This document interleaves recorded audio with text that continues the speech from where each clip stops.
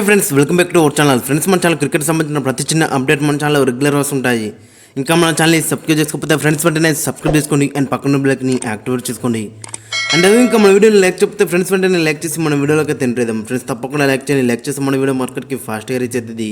ఇక IPL 2024లో match number 15 వచ్చేసి అక్కడ Chennai super Kings versus Gujarat Titans. ఇక చెన్నై సూపర్ కింగ్స్ అయితే టేబుల్లో 4th ప్లేస్లో ఉంది. 11 మ్యాచ్లో 6 గెలిచింది, 5 అయితే ఓడిపోయింది. ఇక మరోవైపు జీటీ అయితే అక్కడ 10th ప్లేస్లో ఉంది. టేబుల్లో 11 మ్యాచ్లో 4 గెలిచింది, 7 అయితే ఓడిపోయింది. ఇక ఈ మ్యాచ్ వచ్చేసి అక్కడ అహ్మదాబాద్లో జరగబోతుంది, నరేంద్ర మోడీ స్టేడియంలో. ఇక్కడ యూజువల్గా చూసుకునే నెంబర్ ఆఫ్ పిచెస్ ఉంటాయి. మరి బ్లాక్ సైల్ ఉంటుంది, రెడ్ సైల్. బ్లాక్ సైల్ అయితే స్పిన్నర్లకు హెల్ప్ ఉంటుంది, రెడ్ సైల్ అయితే పేసర్లకు అయితే హెల్ప్ ఉంటుంది. ఇక జీటీ రికార్డ్ ఇక్కడ చూసుకుంటే 15 మ్యాచ్లో 8 గెలిచింది, 7 అయితే ఓడిపోయింది. ఫస్ట్ బ్యాటింగ్ వేసి 5 సార్లు గెలిచింది, సెకండ్ బ్యాటింగ్ వేసి 3 సార్లు గెలిచింది.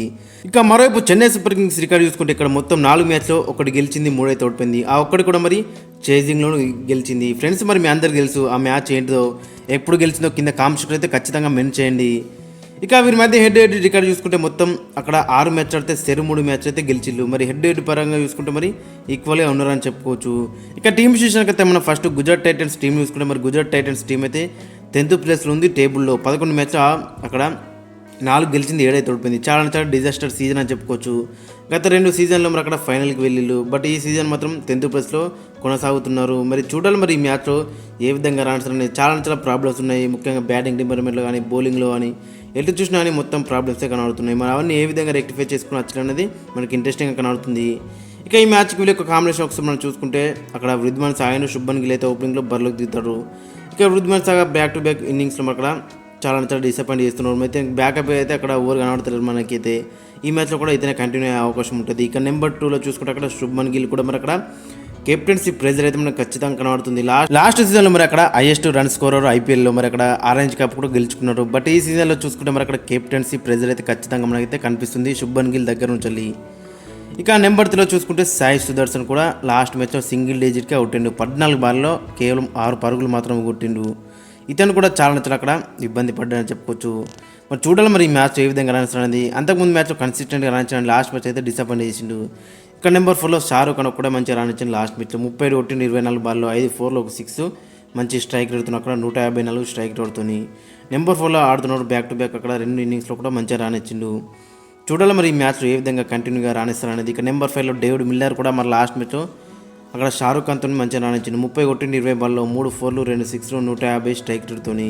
ఇక నెంబర్ 6లో రాహుల్ తెవాటియా లాస్ట్ మ్యాచ్లో కూడా మంచిగా రాణించిండు. 31 కొట్టిండు, అక్కడ 21 బాల్లో 5 4లు 1 6 166 స్ట్రైక్ రేటుతోని. బట్ అదైతే టీంకి అయితే సరిపోలేదు. లాస్ట్ రాక్ ఉండి మంచిగా రాని కానీ ఆ టీంకి అయితే సరిపోలేదు. ఇతనికైతే కాంట్రిబ్యూషన్ అయితే ఓవర్ చేయలేకపోయారు. ఇక నెంబర్ 7లో రషీద్ ఖాన్ బ్యాటింగ్లో మంచిగా రాణించిన డీసెంట్గానే, బౌలింగ్లో మాత్రం కొంచెం అయితే ఇబ్బంది పడ్డాడు. లాస్ట్ మ్యాచ్లో బ్యాటింగ్ ఏంగా ఇంజూర్ అయింది అక్కడ షోల్డర్స్కి. మరి ఈ మ్యాచ్ ఆడఅనేది అక్కడ మనకైతే 100% అయితే క్లారిటీ అయితే లేదు. కాబట్టి మరి ఈ మ్యాచ్ ఆడకపోతే గిట్ట ఇతని ప్లేస్లో ఉమర్ జైకి ఛాన్స్ ఇచ్చే అవకాశం ఉంటుంది. ఇక నెంబర్ 8లో చూసుకుంటే అక్కడ సాయి కిషోర్ లాస్ట్ మ్యాచ్లో మరి ఇతని ప్లేస్లో మానవ్ సుధాకర్ని తీసుకొచ్చిళ్ళు. చాలా మరి అక్కడ డిసప్పాయింట్ చేసిండు. 2 ఓవర్లకు 26 రన్లు ఇచ్చిండు అక్కడ. కాబట్టి మళ్ళీ అక్కడ సాయి కిషోర్ని తీసుకొచ్చే అవకాశం ఉంటుంది. ఇక నెంబర్ 10లో మోహిత్ శర్మ గత 5-6 మ్యాచ్లు చూసుకుంటే మరి ఓవర్కి 15 అయితే ఇస్తున్నాడు. ప్రతి మ్యాచ్లో కూడా చాలా డిసప్పాయింట్ చేస్తున్నాడు. లాస్ట్ మ్యాచ్లో కూడా 2 ఓవర్లకు 32 రన్లు ఇచ్చిండు, ఓవర్కి అయితే 16 ఇచ్చిండు. కాబట్టి మరి ఇతని ప్లేస్లో మరి అక్కడ కార్తిక్ తేగ్ అయితే ఛాన్స్ ఇచ్చే అవకాశం ఉన్నది.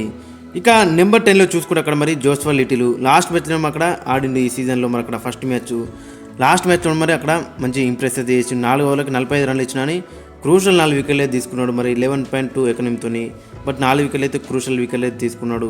ఇక నెంబర్ 11లో చూసుకుంటే నూర్ అహ్మద్ ప్రతి మ్యాచ్లో కూడా ఇంప్రెస్ అయితే చేస్తున్నాడు. లాస్ట్ మ్యాచ్లో కూడా మరి 2 వికెట్స్ తీసుకున్నాడు. 4 ఓవర్స్కి జస్ట్ 23 రన్స్ మాత్రం ఇచ్చిండు 5.8 ఎకనమీతోని. ఇక వీళ్ళకి ఇంపాక్ట్ ప్లేయర్ అక్కడ సందీప్ వారియర్, మోహిత్ శర్మకి ఛాన్స్ ఇచ్చే అవకాశం ఉంటుంది. ఇక సందీప్ వారియర్కే ఎక్కువ ప్లేయర్ అయితే చూపే అవకాశం ఉంది.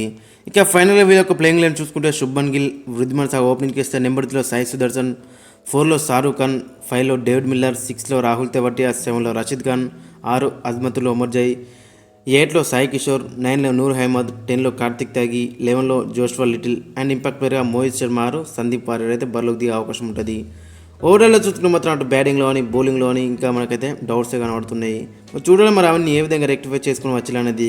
ఇక మరోవైపు చెన్నై సూపర్ కింగ్స్ చూసుకుంటే మరి చెన్నై సూపర్ కింగ్స్ అయితే టేబుల్లో అక్కడ 4th ప్లేస్లో ఉంది. 11 మ్యాచ్లో 6 గెలిచింది, 5 అయితే ఓడిపోయింది.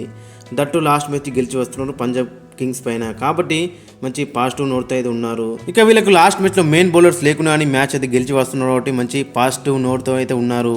ఇక ఈ మ్యాచ్కి వీళ్ళ ఒక కాంబినేషన్ ఒకసారి మనం చూసుకుంటే అజంక్య రహానే అండ్ రుతురాజ్ గైక్వాడ్ అయితే ఓపెనింగ్లో బరిలోకి దిగుతాడు. ఇక అజంక్య రహానే అయితే బ్యాక్ టు బ్యాక్ ఓపెనింగ్లో అయితే మరి చాలా డిసప్పాయింట్ చేస్తున్నాడు. మరి నెంబర్ 3కి షిఫ్ట్ చేసి అక్కడ డేరెల్ మిచెల్కి ఓపెనింగ్లో మరి అక్కడ స్థానం ఇస్తారనేది చూడాలి. ఇక మరోపు రుతురాజ్ గైక్వాడ్ మరి ఒంటరి పోరాటం అయితే చేస్తున్నాడు. కెప్టెన్ ఇన్నింగ్స్ ప్రతి మ్యాచ్లో కూడా మనకి కనబడుతుంది. లాస్ట్ మ్యాచ్లో కూడా 32 కొట్టింది, 21 బాల్లో 4 4 1 6 152 స్ట్రైక్ రేట్తుంది. మరి ఈ మ్యాచ్లో కూడా మనం అదే ఎక్స్పెక్ట్ చేస్తున్నాం ఇతని దగ్గర నుంచి అయితే. ఇక నెంబర్ 2 డేరెల్ మిచెల్ కూడా లాస్ట్ మ్యాచ్లో మంచిగా రానిచ్చిండు. 30 కొట్టిన 19 బాల్లో 2 4 1 6 157 స్ట్రైక్ రేట్తుంది. ఒకవేళ ఇతను ఓపెనింగ్ చేస్తే అక్కడ అజంక్య రహానే అయితే నెంబర్ 3లో ఆడే అవకాశం ఉంటుంది. డేరెల్ మిచెల్ కూడా మరి ఈ సీజన్లో మరి ఆనంద పర్ఫార్మెన్స్ మనకు కనబడుతుంది. ఒక మ్యాచ్ మంచిగా ఆడుతున్నాడు, ఒక మ్యాచ్లో డిసప్పాయింట్ అయితే చేస్తున్నాడు. ఇక నెంబర్ 4లో చూసుకుంటే శివన్ దూబే లాస్ట్ 2 మ్యాచ్లు చూసుకుంటే మరి 2 కూడా ఫస్ట్ బాల్ డక్కోస్ మనకైతే కనబడ్డాయి. 2 కూడా మరి పంజాబ్ కింగ్స్ ఎగనెస్ట్గానే. మరి చూడాలి మరి ఈ మ్యాచ్లో ఏ విధంగా రాణిస్తారనేది, ఏ విధంగా కంబ్యాక్ చేస్తారనేది మనకి ఇంట్రెస్టింగ్ కనబడుతుంది. ఇక నెంబర్ 5లో చూసుకుంటే మొయిన్ అలీ కూడా మన అక్కడ లాస్ట్ మ్యాచ్లో చాలా డిసప్పాయింట్ చేసింది. 20 బాల్లో కేవలం 17 మాత్రం కొట్టిండు. ఇక బౌలింగ్లో మాత్రం చాలా డిసప్పాయింట్ చేస్తున్నాడు. మరి చూడాలి అక్కడ లెఫ్ట్ హ్యాండ్ నోట్స్ ఉన్న కాబట్టి ఖచ్చితంగా మన అక్కడ బౌలింగ్ చేసే అవకాశం ఉంది. ఇక నెంబర్ 6లో చూసుకుంటే రవీంద్ర జడేజా లాస్ట్ మ్యాచ్లో మ్యాన్ ఆఫ్ ది మ్యాచ్ మరి ఒంటరిగా మ్యాచ్ని అయితే గెలిపించాడు. అటు బ్యాటింగ్తో పాటు బౌలింగ్లో కూడా. బ్యాటింగ్లో అక్కడ 43 కొట్టింది, 26 బాల్లో 3 4 2 6 165 స్ట్రైక్ రేట్తోని. ఇక బౌలింగ్లో 4 ఓవర్లకు 20 రన్లు మాత్రం ఇచ్చి 3 క్రూషియల్ వికెట్లు తీసుకున్నాడు 5 ఎకనంతోని. ఈ మ్యాచ్లో కూడా అలాంటి పర్ఫార్మెన్స్ వస్తే మాత్రం చాలా బెటర్ ఉంటుంది. ఇక నెంబర్ 7లో MS ధోని లాస్ట్ మ్యాచ్ అయితే ఇతనికి ఛాన్స్ అయితే రాలేదు బ్యాటింగ్ చేయడానికి. ఇక నెంబర్ 8లో మిచెల్ శాంటర్ లాస్ట్ మ్యాచ్లో మరి 11 బాల్లో 11 కొట్టిండు, ఒక 4 కొట్టిండు. ఇక బాల్తో కూడా ఒక క్రూషియల్ వికెట్ తీసుకున్నాడు, దట్టు 3.3 ఎకనంతో. 3 ఓవర్లకి జస్ట్ 10 రన్స్ మాత్రం ఇచ్చిండు. మరి లాస్ట్ మ్యాచ్లో మంచి ఇన్క్లూషన్ అని చెప్పుకోవచ్చు అక్కడ మిచెల్ శాంటర్ దగ్గర నుంచి. ఇక నెంబర్ 9లో చూసుకుంటే శార్దుల్ ఠాకూర్ లాస్ట్ మ్యాచ్లో మరి బ్యాటింగ్లో కూడా అక్కడ మంచిగా రానిచ్చిండు. 17 కొట్టిండు 11 బాల్స్లో, అక్కడ 2 4 1 6 154 స్ట్రైక్ రేట్తో. ఇక బౌలింగ్లో కూడా మరి అక్కడ చివర్లో వేసిండు, అక్కడ 2 ఓవర్లు వేసిండు, 12 రన్లు ఇచ్చిండు, ఒక వికెట్ తీసుకున్నాడు 6 ఎకనమీతోని. చూడాలి మరి ఈ మ్యాచ్ ఏ విధంగా రాణిస్తున్నది.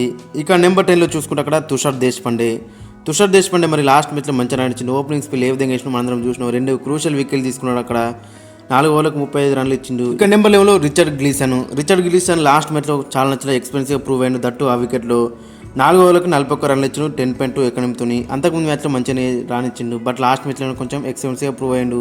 మరి చూడాలి మరి ఈ మ్యాచ్ ఏ విధంగా కంబ్యాక్ చేస్తారనేది మనకి ఇంట్రెస్టింగ్ కనబడుతుంది. ఇక వీళ్ళకి ఇంపాక్ట్ ప్లేయర్ సిమర్జిత్ సింగ్ అయితే బౌలింగ్ దిగే అవకాశం ఉంటుంది. లాస్ట్ మ్యాచ్లో 2 వికెట్ తీసుకున్నాడు, మంచి పేస్ ఉంది, హైట్ ఉంది. కాబట్టి మరి ఈ మ్యాచ్ కూడా వికెట్ అయితే మనం అయితే ఎక్స్పెక్ట్ చేస్తున్నాం. ఇక ఫైనల్గా వీళ్ళ యొక్క ప్లేయింగ్ లైన్ చూసుకుంటే రుతురాజ్ గైక్వాడ్ అజంక్య రహానే ఓపెనింగ్ చేస్తే నెంబర్ 3లో డేరెల్ మిచెల్, 4లో శివన్ దూబే, 5లో మొయిన్ అలీ, 6లో MS ధోని, 7లో రవీంద్ర జడేజా, 8లో మిచెల్ శాంట్నర్, 9లో శార్దుల్ ఠాకూర్, 10లో తుషార్ దేశపాండే అండ్ 11లో రిచర్డ్ గ్లీసన్. ఇక వీళ్ళకి ఇంపాక్ట్ ప్లేయర్ సిమర్జిత్ సింగ్ అయితే బౌలింగ్ దిగే అవకాశం ఉంటుంది. ఇక ఓవరాల్లో చూసుకుంటే మరి డీసెంట్గానే కనబడుతుంది. మరి లాస్ట్ మ్యాచ్లో బ్యాటింగ్లో కూడా చాలా వీళ్ళకి ఇబ్బందులు ఉన్నాయి. రవీంద్ర జడేజా అయితే అక్కడ మంచి రెస్పాన్సిబుల్ స్కోర్ అయితే కొట్టిల్లు. ఇక బౌలింగ్లో కూడా మరి అక్కడ మెయిన్ బౌలర్స్ లేరు. రిచర్డ్ గ్లీసన్ కూడా లాస్ట్ మ్యాచ్లో 2 మినిట్ రన్స్ అయితే లీగ్ వేసిండు. ఇక సిమర్జిత్ సింగ్ లాస్ట్ మ్యాచ్ మంచిగా రానిచ్చిండు. మరి కన్సిస్టెంట్గా ఏ విధంగా రాణిస్తారనేది మనకి ఇంట్రెస్టింగ్ కనబడుతుంది. తుషార్ దేశపాండే కూడా మంచిగా రానిచ్చిండు. చూడాలి మరి ఈ మ్యాచ్ ఏ విధంగా రాణిస్తారనేది. ఫ్రెండ్స్ మరి మీ యొక్క ఒపీనియన్ కింద కామెంట్ సెక్షన్ అయితే మెన్షన్ చేయండి. మరి ఏ టీం గెలుస్తుంది అండ్ మీ యొక్క ప్లేయింగ్ లైన్ కూడా కింద కామెంట్ సెక్షన్ అయితే మెన్షన్ చేయండి.